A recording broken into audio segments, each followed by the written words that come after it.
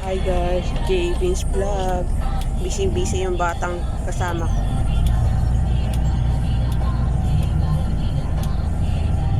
Kala niya siguro hindi itutuloy. Magbablog ako sa ayaw sa gusto niya.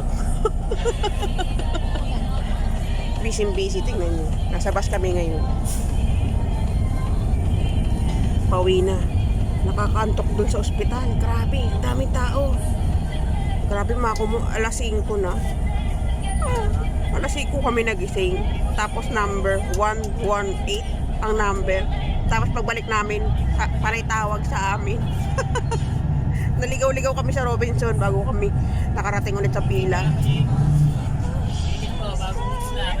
Say hi, mga kabusog. Kamusta kayo? Smile.